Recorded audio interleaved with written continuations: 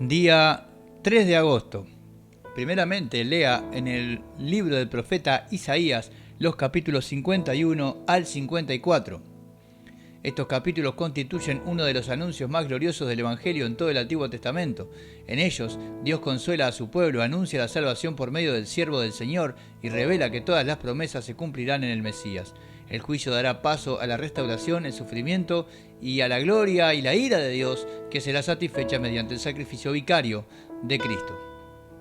Isaías 51 y 52, en estos dos capítulos el profeta proclama un mensaje de consuelo y esperanza para el pueblo del pacto.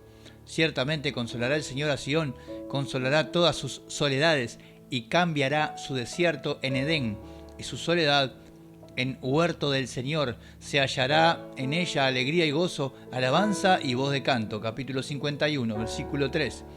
La restauración de Israel sería tan extraordinaria que el pueblo debía responder con gratitud y alabanza reconociendo la inmensa misericordia de Yahvé. Así dijo tu Señor, el Señor y tu Dios, el cual aboga por su pueblo. He aquí, he quitado de tu mano el cáliz del aturdimiento, los sedimentos del cáliz de mi ira, nunca más los beberás. Capítulo 51, versículo 22. Resulta significativo que este mensaje de esperanza se encuentre entre los anuncios del siervo sufriente, en Isaías 50 y 53. ¿Cómo podría el pueblo ser librado del cáliz de la ira de Dios?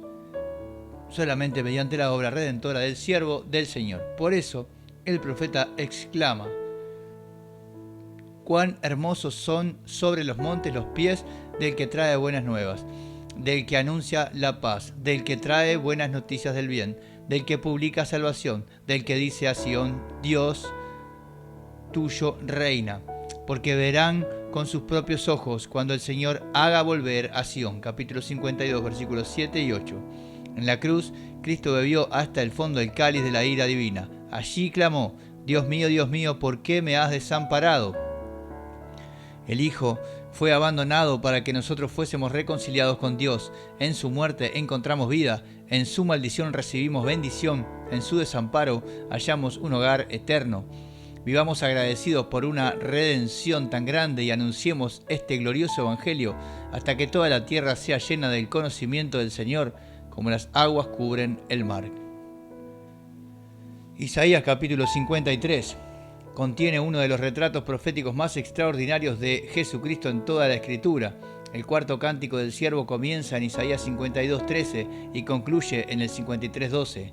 Está compuesto por 5 estrofas de 3 versículos cada una y describe una asombrosa precisión la persona y la obra del Mesías más de 700 años antes de su nacimiento.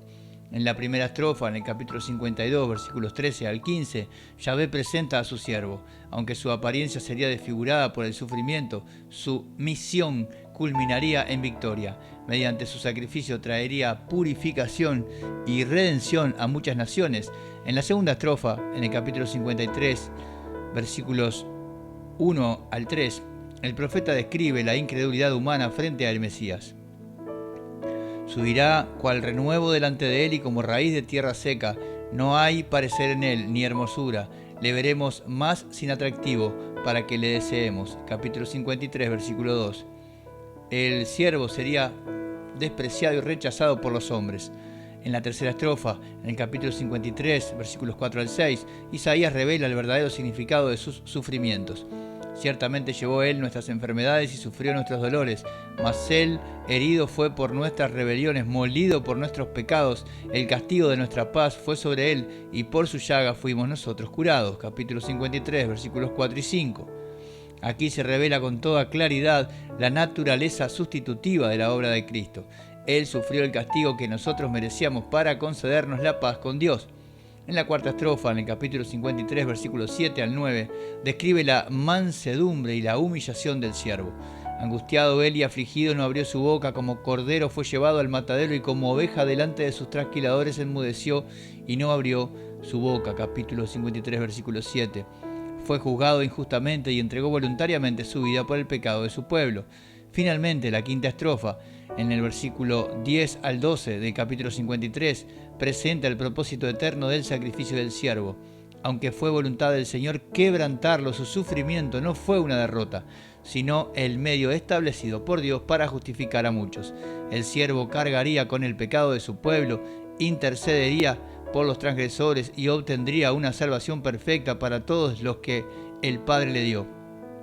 Esta profecía encuentra su cumplimiento perfecto en Jesucristo.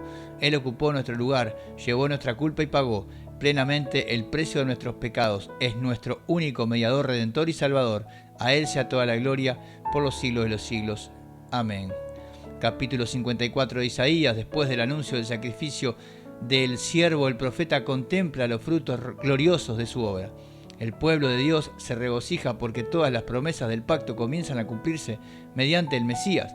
Yahvé promete multiplicar a su pueblo conforme al pacto establecido con Abraham. Ensancha el sitio de tu tienda y las cortinas de tus habitaciones sean extendidas.